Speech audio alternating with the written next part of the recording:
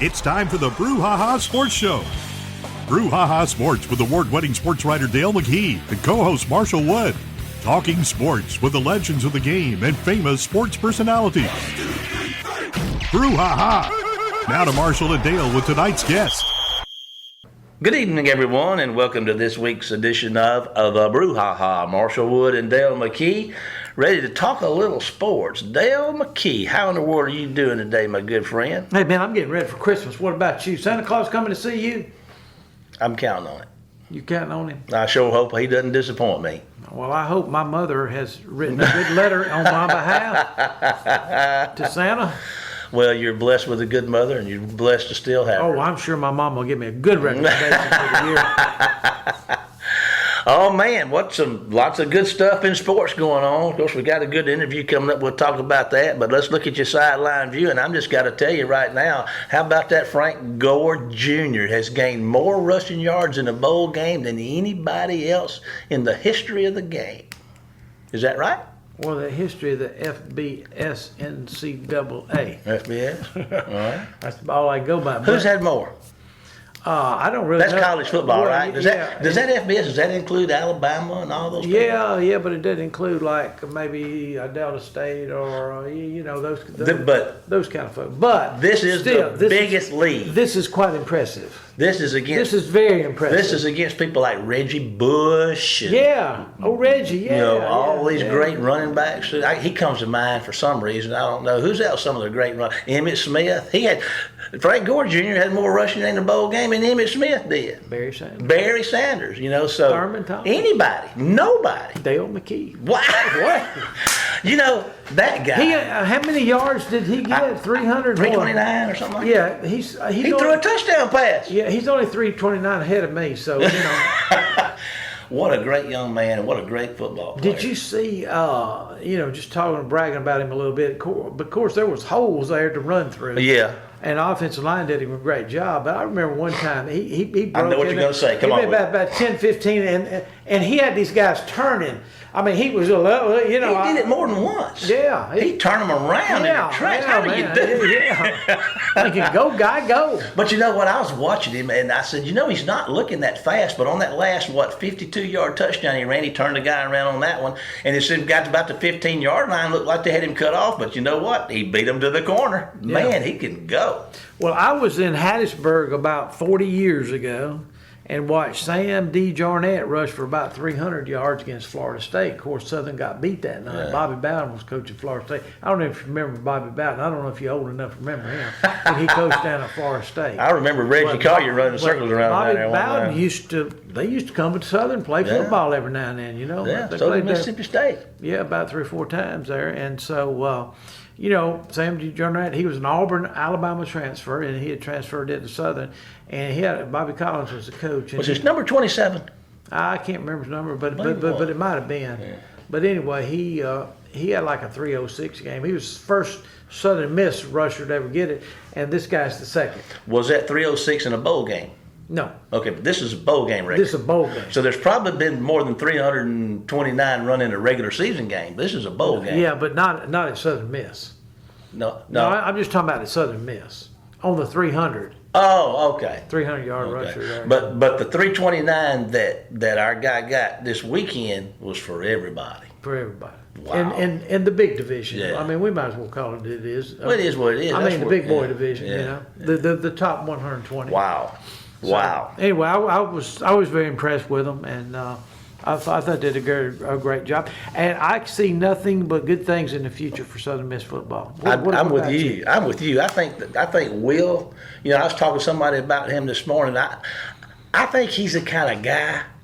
I hope he is. That's going to set up shop there and be there for a long, long time, because I just think that's the kind of guy he is. I don't expect him to be jumping and looking. I expect him to want to build something that he can stand on. Well, I think he wants to coach in Mississippi. Yeah. I think it's his big thing. Yeah. Now, could State or Ole Miss steal him down the road? Maybe. I don't know. But what I'm saying is that a lot of times that doesn't happen. Mm-hmm. You start winning 10, 11 games a year, and the money starts talking. It does. That money shows up, it changes everything. It does.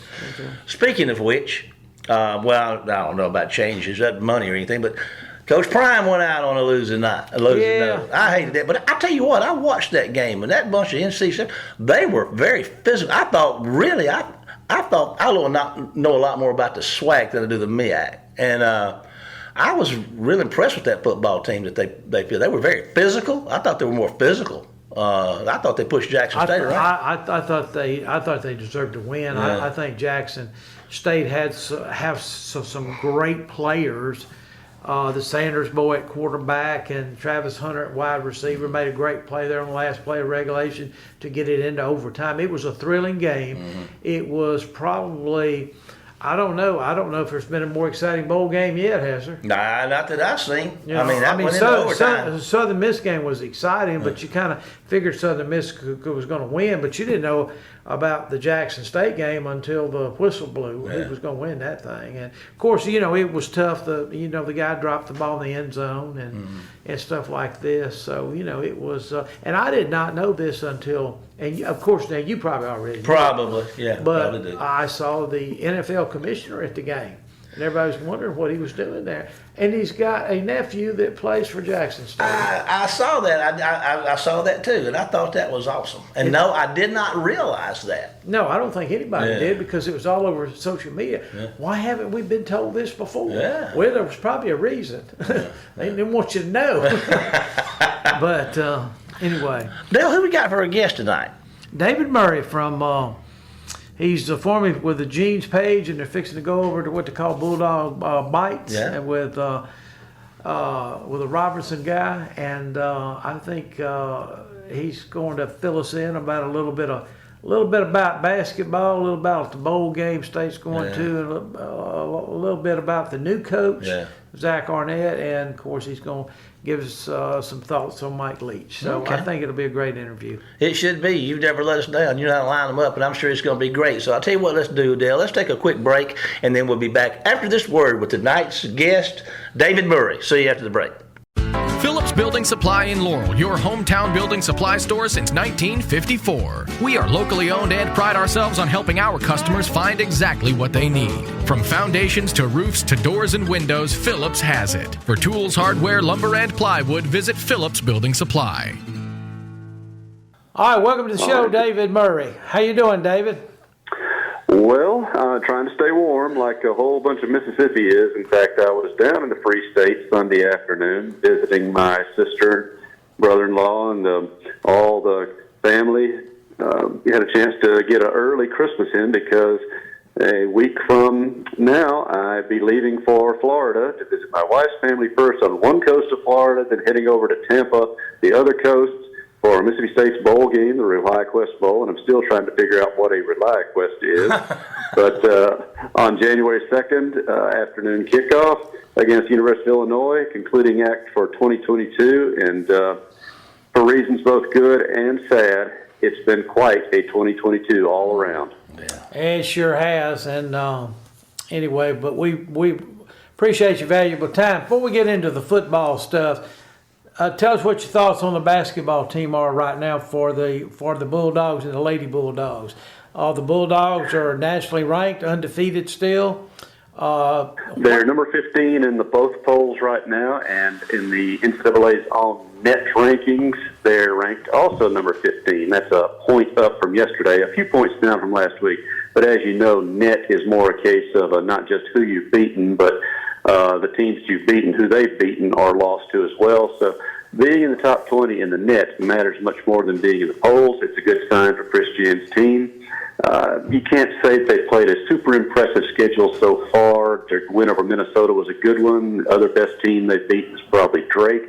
I'm sorry, before that, Marquette. But now they play Drake on Tuesday afternoon up in Lincoln, Nebraska, neutral site game. If they come out of that, they have a chance to break into the top 10 ahead of next weekend's SEC opener with a top 5 Alabama team. They call it Pack the Hump Night, and certainly we expect Humphrey Coliseum to be packed, except for those of us who've already headed south to Florida for football season. Yeah, that's going to be quite a weekend. Tell us about your thoughts. We're going to discuss Coach Leach for a little bit. Just tell us your fond memories of Coach Leach and his 3 years in Starkville, and and you just go where you want to lead us on that.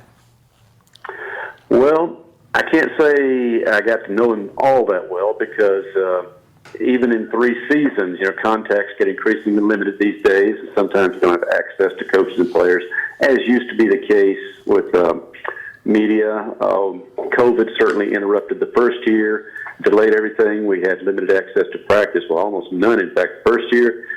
And that's one of the sad parts of it, too, because Coach Leach was always big about, he didn't care if media showed up for practice or not, figuring that if we understood what was going on, that he wasn't making it complicated enough.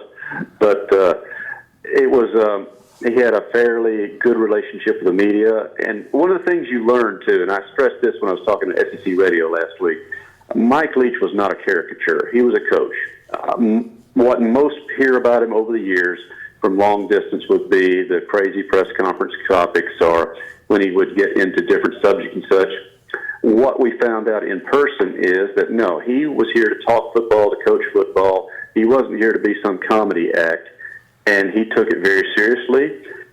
He walked into a program that was still kind of in shock, even still in shock from the departure of Dan Mullen 2 years earlier, never really adapted to the Joe Moorhead system as well.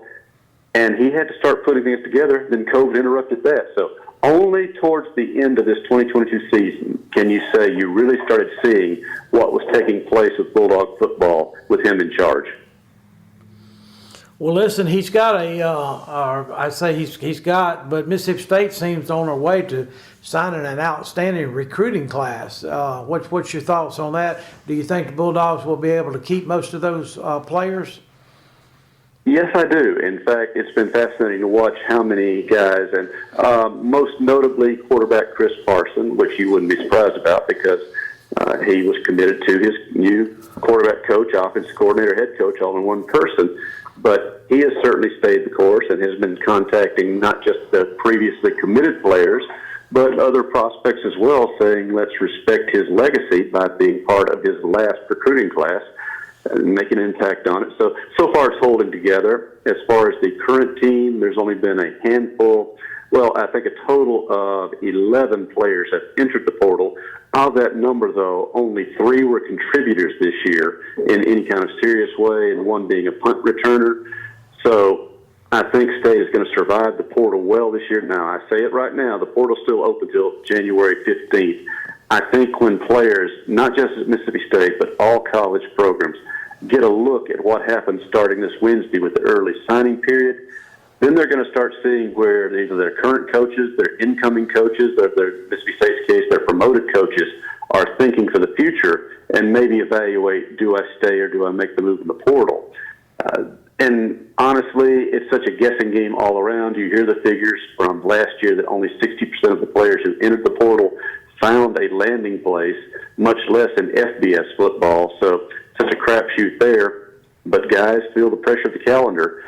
So we'll see. I think the signing class will hold together very well. Of course, State has numbers available because you still have to stay within the 85 overall limit on scholarship starting next year. But you can have more than 25 in the signing class, and State is certainly headed that way, as are most college programs right now. But yes, I do believe the class will stick together, and State will come out of it with a number of guys ready to come in and participate in spring football as well, which is increasingly key, not just to the transfer portal, but even guys coming out of high school or junior college who are eligible and ready to go, because increasingly you've got to be part of spring training if you're going to have any sort of impact in the coming season. Well, tell us about the recruiting class as far as how's it made up? Is it mostly high school kids? It's a mix right now of everything, but it's primarily high school because, as Leach himself said before his passing, you can't make a living out of the portal. And most coaches will agree with that. They're careful how they say it because you don't want to turn portal players off if they're available. But you've got to be selective in what you get out of the portal. Some programs can afford to go wholesale.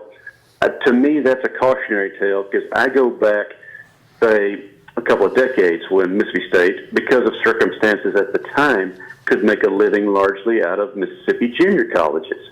Well, that changed, and over the past 20 years, you've gotten away from that, not because there isn't talent there. There's just not as much talent there but also because high schools are doing a better job getting players eligible. Well, the problem is State delved so deeply into JUCO recruiting that it turned off high school prospects who were scared of being recruited over. Now, magnify that by the fact you have the portal. If they see somebody coming in from a transfer or a JUCO, a high school kid's even more likely to jump. So you have to really find that balance. Maybe some schools can make a living year to year, but I think they're heading for a fall because all it takes is one off year in portal, and you don't have a team for that season. So right now, Zach Arnett and staff are holding it together, and they're still keeping to that recipe at the moment. I think also they're going to, because I mentioned the portal's still open through January 15th for coming and going, they're going to use a limited bowl camp to get an evaluation also on your freshmen, your sophomores, and some other guys and decide, we've got to plug in needs here. So what you see signed on Wednesday will not by any means be a complete signing class for Mississippi State for this coming year, and for that matter, for most other college programs. Well, listen, when you enter the transfer portal, and are you automatically off the team at that time? Like if State's going to a bowl on January the 2nd.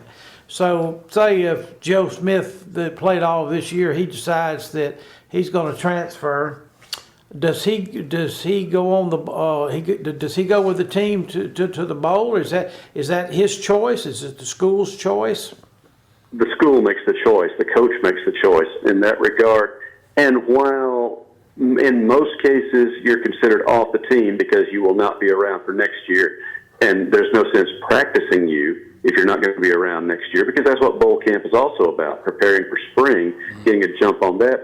There are exceptional cases where a specialist, particularly, like a punter or a snapper, they're allowed to stay with the team because, well, their transfer may not be because they're just seeking more playing time. They may have graduated. And you want to respect a guy for having taken care of all his academic responsibilities. He's going to be a graduate transfer. That's not a normal type portal player. And say sometimes you may not have a player ready to jump up into his position and feel like you can compete in that bowl game. So there are exceptions to it. General rule of thumb, no, they don't make the trip, or they may make the trip, but they don't dress out in practice. Sometimes these portal guys will be respected by, okay, we're going to get all this material from the bowl game, these rewards for players. You did your part this past season. I think in most situations it will be a case-by-case basis. There's no hard and fast rule to it. Some coaches say, well, if you're not going to be here, you're out automatically. Some say, no, it doesn't matter. Until the new year, you're still one of us, and everything in between. I got you. That's very interesting. What do you think Mississippi State's biggest needs recruiting-wise is going to be next year? What do you think they'll be focusing on? Well, you always want to add another fast receiver or two. I think State needs to add a third running back because Dylan Johnson will be transferring out, plus one of the guys you brought in this coming year with hopes he'd develop entered the portal basically mid-season. He announced he would go. You can't officially until December 3rd or 4th, somewhere around there. So State needs to pick up another running back, particularly because with Arnett now in charge, we're going to wait and see who he names offensive coordinator. I suspect he'll hire from outside. That will impact how running backs are used because we will get away from the pure air raid. Mississippi State will come a more modernized version of it. The air raid will remain because basically it's in every offense you see out there except the handful of schools that play an older spread or triple option type football. But you want to use more of the running game. So I think State needs a little something of everything in the portal. You're looking for another place kicker right now. Certainly State cashed in on those, had 2 transfer place kickers. They were both graduate seniors, so now they're done. You need to start developing more depth on your offensive line. And defensive line, you're going to lose a whole lot of class next year. Now, blessedly, Nathan Pickering, Jaden Crumity, Cameron Young are all coming back, and all could have either turned pro or gone portal. They're all returning as of now, so you're not desperate there, but you got to start building some depth in at outside linebacker as well. State needs more speed at the inside linebacker positions. You're losing some safeties to graduation. Of course, Emmanuel Forbes is turning pro. We expected that after his 3rd season, and he will not play in the bowl game as well. But, anybody who leaves having set the all-time FBS record for career pick sixes, you say, you've done your job more than well enough. Best wishes to you, and we don't mind you passing on the bowl game, even if it's another chance. No, I'll take that back. Illinois doesn't throw the ball a whole lot, so he might not have had a chance to add to his total out there.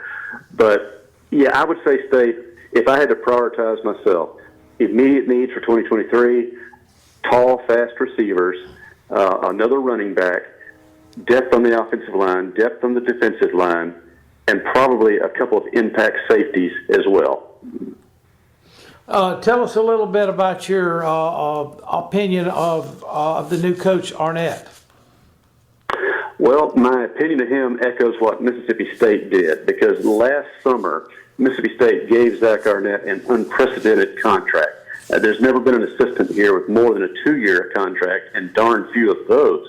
He got a 3-year contract through the 2024 season at $1.2 million a year plus built-in raises. So Mississippi State was making very clear they wanted to keep him around for the long term. Quite bluntly, they saw him as a coach in waiting. Now, that was never official. It was never going to be official because you had no idea what Mike Leach's career plans were. You also knew that he, being who he was, at any moment might decide he might want to retire and do something else. What that would have been, the good Lord only knows, and we'll never know what we miss in that regard. But yeah, Coach Arnett was being kept around specifically because you saw him as a future coach, and now here at age 37, he's ready to come in. Offensively, I don't know what his leanings are, but let's face it, he's seen all sorts of offenses in his careers out on the West Coast, now here 3 years in the SEC. So he'll pick a coordinator, I suspect, that he would least like to face on the field himself, if you understand what I'm saying there. So he'll find somebody who doesn't suit his own taste. He'll find somebody who he doesn't want to have to coach against. That's what's supposed to be the best way to look at it. Mississippi State will have the resources to go after quality ones. The salary will be competitive, so that will not be an issue. It simply comes down to OCs out there. Do you look at it? All right, here's what I know this roster is. I know the defensive head coach will give me pretty much free rein to run my own offense. How attractive is the situation, as opposed to the fact, yeah, you're going to be playing in the SEC. And the SEC, for all its defensive reputation, this is an offensive league now. I mean, the SEC has totally transformed in the last 5 years from defensive-oriented to offensive-oriented. So I'm going to be stepping in there. I'm going to be recruiting against the best in the country. Now, I'm going to be recruiting against the most vicious recruiting teams in the country. But I like this challenge. They've got the resources. They're going to give me the players. They're going to give me guys who like to play football. So I think this will be an attractive situation for an offensive coordinator. So, and I know this too. One thing Zach Arnett will definitely stress is special teams, because nothing puts a defense in a bind or helps a defense out like special teams. So he's going to get that thing in charge. And if he keeps the current special teams coach, I'd have no problem with that, because I thought they showed drastic improvement over the course of this past season. So he's going to be young, going to be aggressive. He's the kind of guy that you could sit there and think, this could be our head coach for the foreseeable future if he is really given everything to work with and turns out to be exactly what Dr. Mark Keenum and staff figure he can be. Listen, guys, this is Marshall. Dave, appreciate you being with us. My job is the clock keeper, and we're out of time. I always get to break that good or bad news. It depends on what side of the fence you're on. But listen, we really appreciate you taking time to visit with us today. It means a lot to us, and we appreciate it. And send us a postcard from sunny Florida. Well, and I will remind everybody that there will be a campus memorial service at 1 o'clock on Tuesday for Coach Leach here at Humphrey Coliseum. I understand all sorts of dignitaries from the SEC, other coaches, other conferences are coming as well. The VIP list is actually growing as we speak. So it's going to be quite a ceremony. Of course, weather will be a factor also, but it's just a typical outgoing for the coach. Meanwhile, Bulldogs will be resuming bowl practice tomorrow. I don't know when their Christmas break starts exactly, but we get Coach Arnett. First conversation with him as a head coach will be Wednesday as part of National Signing Day. And you can imagine he's going to have a lot on his plate in that first press conference. So look forward to it, guys. You can find it on our website at Gene's Page 24/7 Network, soon to be renamed Dog's Bite as well. And now it's under the management of Steve Robertson. So we will have plenty to say on Wednesday about Zach Arnett, about Bulldog football signing, about the Black West Bowl, and oh, by the way, the number 15th ranked basketball team that's getting ready to open SEC play a week from Wednesday. That's a lot going on up in Stark Vegas. Listen, we're going to ask you to hold on with us just a minute. We're going to sign this segment off, but you just stay with us. We're going to take a break to hear from our sponsors, and Dale and I will be back with the final segment of tonight's Brouhaha right after the break. Phillips Building Supply in Laurel, your hometown building supply store since 1954. We are locally owned and pride ourselves on helping our customers find exactly what they need. From foundations to roofs to doors and windows, Phillips has it. For tools, hardware, lumber, and plywood, visit Phillips Building Supply. Welcome back, everyone. What an interesting interview, a great interview we had tonight. And we got caught up on a lot of things in Mississippi State. And, he put a true light in this bears repeating when he talked about, I'm going to say the great Mike Leach. What a fine gentleman. And he said, he was more than a caricature. He's a football coach first, and we tend to get caught up in the wonder of Leach because he's a very interesting guy. But if you get right down to it, he's a football coach and a doggone good one.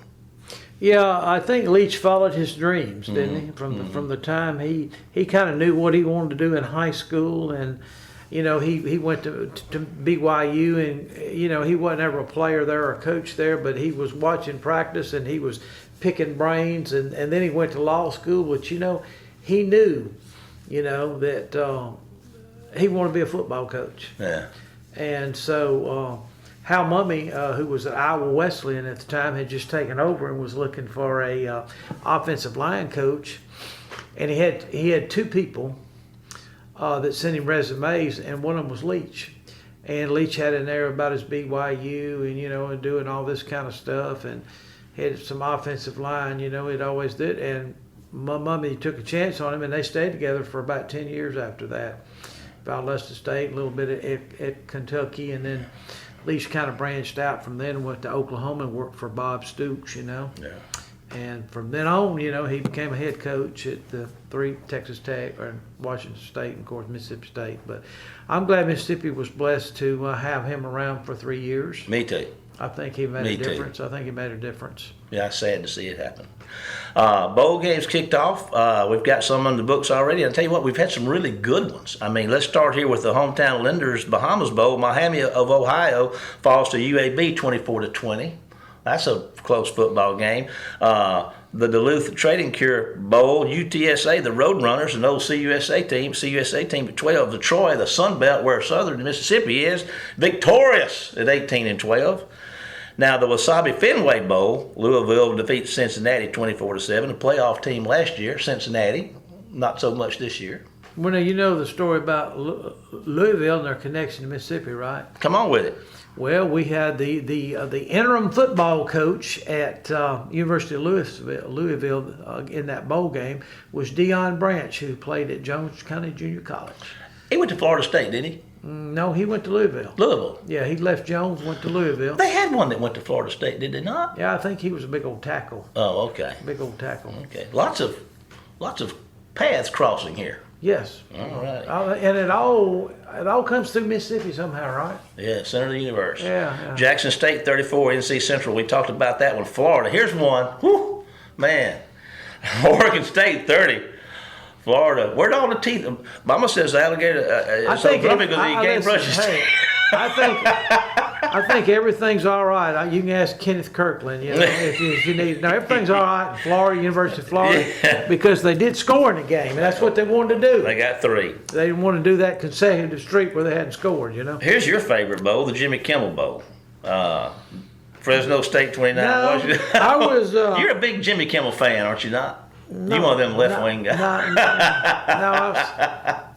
No, when they took Lino off, or what his name is, Jay Lino. Yeah. I call him Lino. Oh, Lino. They were basically telling my generation, "Hey, we don't need you anymore, so I don't watch anymore." Oh, well, I'm in that same generation, Dale. I know how you feel. Anyway. New Mexico Bowl. Here's a 1-point game, 24-23. We've all talked about Southern, and then the Frisco Bowl, 35-32. Boise State. I watched the Frisco Bowl. Yeah, that was a good. Some really good games. We're just getting started. Can you imagine? Can you imagine what kind of games we got coming up? I think we got some pretty pretty special games going on. I mean, in the future. Of course, we're speaking here on the 20th. We still got state on January 2nd. Got Ole Miss about 8 days away on the 28th. So we've got a little time to just watch ball and really don't care who wins. Yeah, just enjoy the game. Speaking of which, enjoying things, I guess I do enjoy our time together, Dale. It's always a special treat for me. But this time is come and gone. We want to remind everybody that you can follow us on Facebook at the Brouhaha, and you can follow us on our YouTube channel where all of our shows are posted for you. You can get their catalogs. You can go back and listen to them at the Brouhaha. But for now, it's time to say goodbye, Dale. Goodbye, Dale. And we'll see you next week for more of the Brouhaha. Take us out here, Jamie. You've been listening to the Brouhaha with Dale McKee and Marshall Wood. Heard Tuesday evening, 6 p.m. on WABO. For more of the Brouhaha, follow us during the week on Facebook and WABO.